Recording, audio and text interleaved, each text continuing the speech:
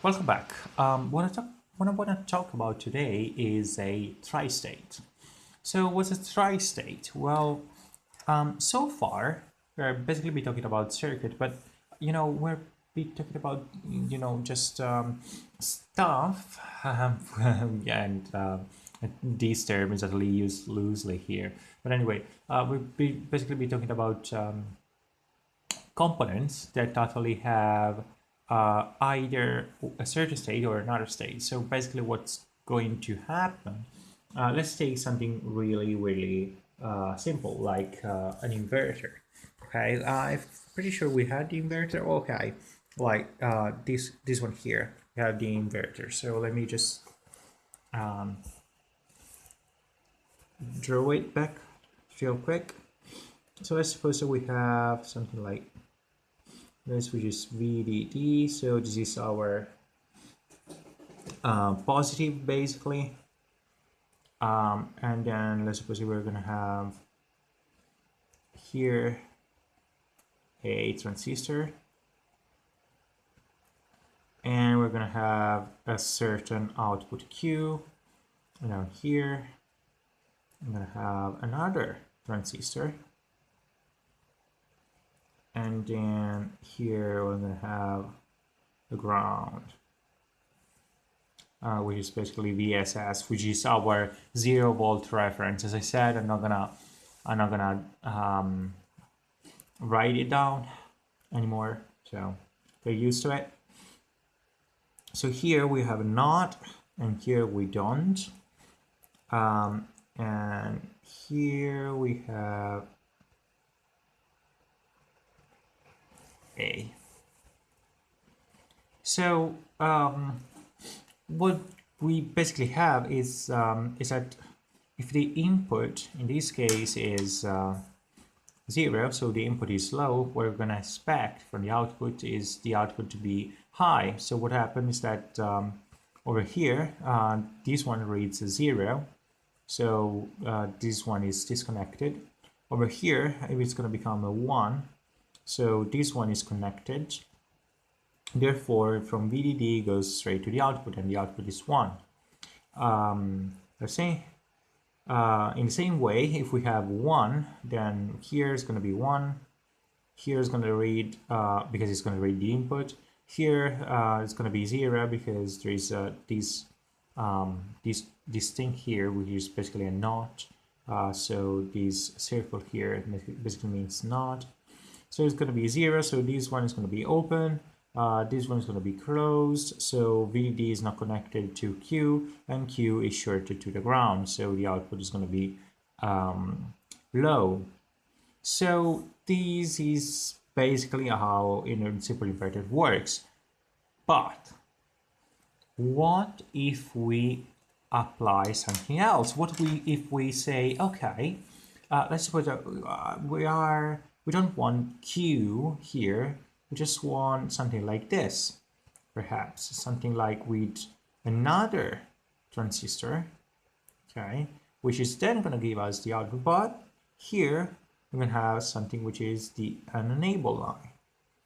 So enable. Then I will think it's different because we're going to have something that is basically going to say, okay, we can have this whole thing, this whole circuit, either. So this is no longer Q, and so this is Q. We can have this whole circuit either completely disconnected from the rest of the other circuits. So let's suppose that here we have something else like another circuit which takes this Q, which is the output of this circuit, as an input and does other thing. And we can have this output completely disconnected from our main circuit, or connected and make it behave like the usual. So this is called a three-state buffer. Why? Well, you're gonna see that real quick. So in a three-state buffer, whoops, it's like this. We have an additional thing, which is the enable line. Which is the enable line. So we actually have A, this is our input, Q, this is our output, and E, this is our enable line. So if I'm gonna make the table, oops, let me start with A, E, and Q. So what's gonna happen is that if A, let's suppose that we have the enable line set to 1 and then set to 0. Okay, so if A is 0 and the enable line is set to 1, then A is actually gonna go to Q. So Q is gonna receive 0 because it's gonna be low. If A is 1, so if A is high and enabled, so the enable line is high, then the output is going to be high as well because A is basically going to go to the output. So that's fine. What happens if the enable line is 0? Well, if the enable line is 0, then if A is 0, Q, no, it's not going to be 0. It's going to be better than that. It's going to be Z, so Z. And if A is 1, it's not going to be 1, it's not going to be 0, but Q is going to be Z as well. What does it mean is that, you know, if the enable line is set to 1, basically we're going to have the output according to the input. So if it's 0, it's going to be 0. If it's 1, it's going to be 1. However, if the enable line is 0, the output is going to be high impedance. What does impedance mean? Well, you should know that because, you know, if you are here in digital electronics, you basically pass the, you know, the normal electronics, so electrical engineering basics. And I already made a course about that, so make sure that you actually watch that.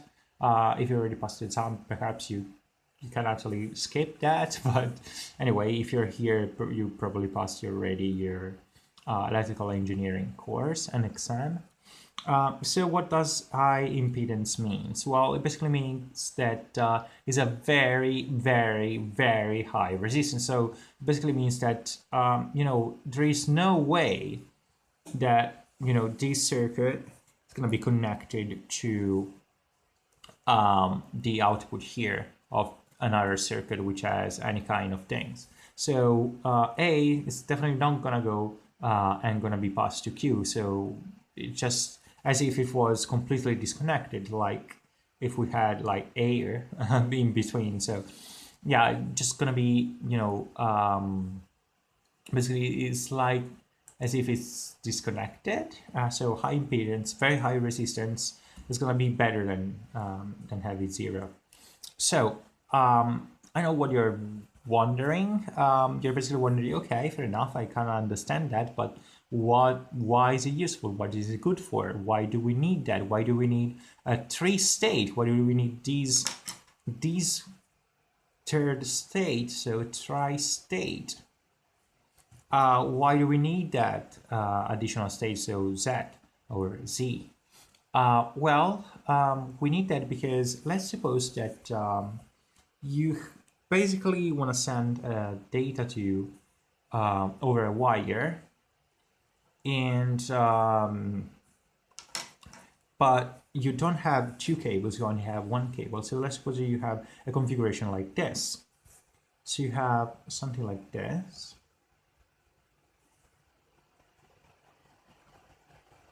Whoops. Terrible. Really, really bad when it comes to draw. Not just circuit, like draw in general. I was never good at that. As some people are kind of artists, I think, and can actually draw very good things like portraits or stuff. I'm not really able to do that, and definitely, especially because I screw up with circuits and I struggle to draw circuits as well. And as you can see, they don't really look that good, but they're right. I mean, so that's what matters. Okay, so let's suppose that you have a configuration like this, and here we have our enable line, so which you call he, Here we're gonna have our data line, which we're gonna go call D1 here, and E1, well, E0 and D0, I suppose that we have that. Here, we're gonna have an enable line again, so E1, so this is the enable line, and a data line, which is D1. So, and those instead are the receiver. So what's going to happen? Well, we only have one wire, which is this wire here. So let's suppose that we have the enable line here set to 1 and a certain data. So we have this input, which is high. Then what's going to happen is that the data is going to be transmitted over the wire, and it's going to reach this, and it's going to go here. Therefore, this enable is actually going to be set to 0. And it doesn't matter what's the input here. In this case, let's suppose that the input was 1, but the enable line is going to set to 0. So this one is just not going to be connected. So high impedance state. So this is going to go here, and it's going to be read by this receiver. So now let's suppose that I don't want this anymore because I want this one to basically, you know, communicate and send another data to this receiver here. How do I do that? Well, I'm going to do the opposite. So I'm going to set the enable here to 1, and then I'm going to have this data here. So in this case, this one is going to set, well, let me just redraw that real quick, because otherwise it's gonna be a mess.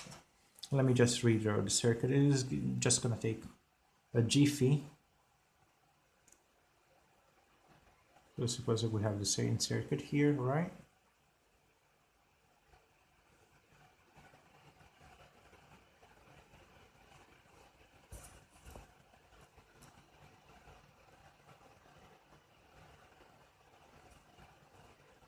Okay, so this is the enable line, this is data line, enable line, data line. So enable E0, the E0, we have E1 and D1. So again, very same circuit. Now in this case, I'm going to have the enable line set to 0, and the data can still be high. It doesn't really matter. It's not going to communicate anymore.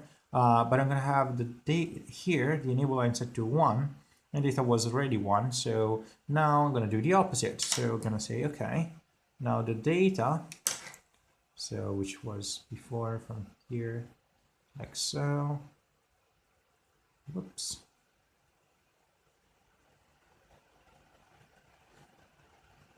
Okay, now the data is basically going to go here and then be received by the receiver. I'm going to have here, here, like this.